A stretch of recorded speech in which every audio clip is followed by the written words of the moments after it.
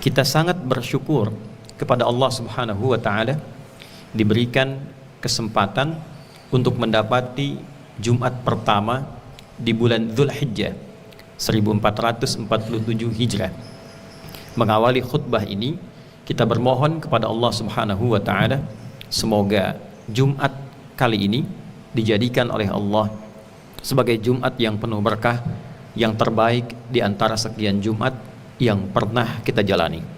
Satu pesan yang sangat penting, informasi yang sangat istimewa terkait dengan masuknya awal bulan Dzulhijjah, terkhusus 10 hari pertama di bulan Dzulhijjah. Ada rahasia yang sangat penting, informasi yang istimewa yang terkandung dalam hadis Nabi sallallahu alaihi wasallam berikut ini. Haddatsana qala Rasulullah sallallahu alaihi wasallam, ma min al-ayyam al-'amalu salihu fihinna ahabbu ila Allah min hadhihi al-ayyam al-'ashr.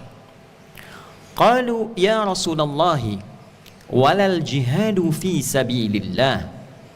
Qala ay Rasulullah sallallahu alaihi wasallam walal jihadu fi sabilillah illa rajulun kharaja bi nafsihi wa malihi wa lam yarji' min dhalika bi syai'.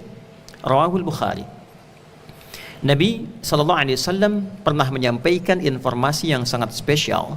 Beliau bersabda, tidak akan didapati hari-hari dalam peredaran waktu selama 1 tahun itu di mana hari-hari tersebut seluruh amal soleh yang kita kerjakan di dalamnya naik status menjadi amalan yang sangat dicintai oleh Allah Subhanahu wa taala. Sahabat mengkonfirmasi, ya Rasulullah, apakah jihad fi sabilillah tidak mampu menandingi keutamaan di hari-hari itu? Nabi menyampaikan, bahkan jihad fi sabilillah pun keistimewaannya tak mampu menandingi keutamaan amal saleh yang dikerjakan di hari-hari itu, kecuali satu amal saja yang tidak ada yang bisa menyainginya, yaitu seseorang yang berniat tulus berjuang, dia keluar dengan jiwanya, dengan harta yang ia bawa, dan ia berjuang sampai wafat, tidak kembali lagi ke tempat ia berdomisili. Hari-hari dimaksud adalah 10 hari pertama di bulan Dzulhijjah. Para ulama memberikan pendetailan, yaitu 10 hari pertama tanggal 1 sampai dengan tanggal 10 di awal bulan Dzulhijjah. Hadirin, ada sebagian ulama tafsir yang juga menafsirkan pembuka surah Al-Fajr, surah ke-89 di dalam Al-Quran, pada ayat wal fajr walayalin 'ashr wasyaf'i wal watr. Demi fajar yang sangat istimewa, aku bersumpah, kata Allah.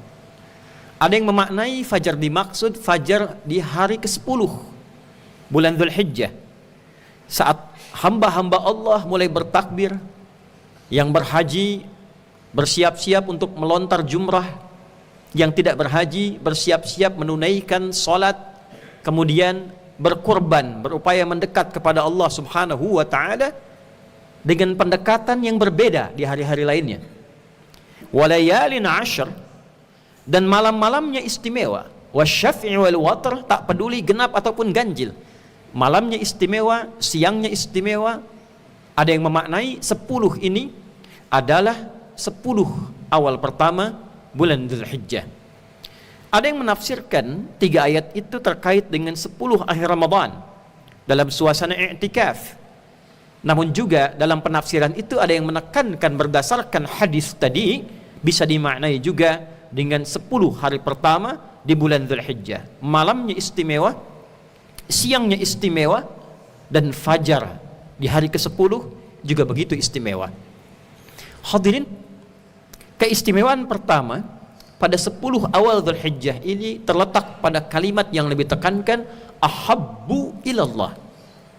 Al-amalu salihu fihinna ahabbu ilallah. Saat amal-amal saleh yang dikerjakan di hari-hari itu naik status menjadi amalan yang sangat dicintai Allah. Jadi bila di luar 10 hari itu kita komparasikan, kita bandingkan dengan Ramadan misalnya, pahalanya banyak. Kita i'tikaf, kita baca Al-Quran, pahalanya berlipat. Bisa mendapatkan malam Al-Qadar, ada peluang di salah satu malamnya.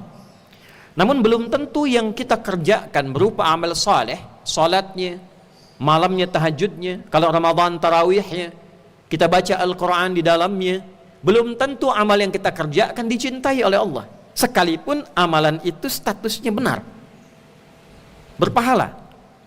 Tapi 10 awal Dzulhijjah ini, bila kita melakukan amal saleh, perbuatan yang diridhai oleh Allah, demikian definisinya.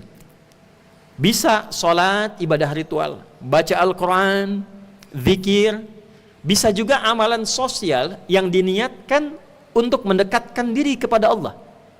Karena itu puncak amalannya disebut dengan kurban. Asal kata kurban itu bukan menyembelih. Menyembelih itu tadhiyah. Prosesnya berlangsung menampilkan hewan-hewan kurban disebut udhiyah. Kemudian diberikan tema dalam fikih Kitabul Adhahi untuk penyembelihan hewan-hewan kurban. Kurbannya itu maknanya bukan menyembelih. Kurban itu upaya serius untuk mendekatkan diri kepada Allah. Bentuk superlatif, kalau kita katakan dari kata qaruba, kalau ingin kita naikkan menjadi bentuk superlatif, tambahkan alif dan nun di ujungnya. Seperti Ramadan jadi Ramadan, sangat terik membakar. Ghafara, ghufran, ghufran, yang banyak ampunannya. Kurban, yang banyak upayanya untuk mendekatkan diri kepada Allah Subhanahu wa ta'ala. Jadi amal apapun yang kita kerjakan dalam rangka ketulusan mendekatkan diri kepada Allah Subhanahu wa ta'ala. Dalam konteks guru mengajar, niatkan mengajar itu untuk mendekati Allah, mencari ridha Allah, bukan sekadar mengajar. Maka status Anda yang sedang mengajar di hari-hari ini, 10 hari pertama khususnya, naik status menjadi amal soleh yang dicintai oleh Allah Subhanahu wa ta'ala. Anak-anakku yang belajar diniatkan untuk mendekati Allah, mendapatkan cinta Allah. Maka cara belajarnya saat dikerjakan berpotensi mendapatkan cinta Allah Subhanahu wa ta'ala. Para ayah merawat rumah tangganya untuk mendekatkan diri kepada Allah, maka diturunkan cinta Allah di dalam kehidupan rumah tangganya. Para ayah yang bekerja, pekerjaan apapun, niatkan sebagai ibadah untuk mendekati Allah, maka turun cinta Allah dalam pekerjaannya. Demikian para kiai, para ulama, para ustadz, mubaligh, da'i, diniatkan ceramahnya, mengajarnya, ngajinya untuk mendapatkan ridha Allah, maka turun cinta Allah di dalamnya.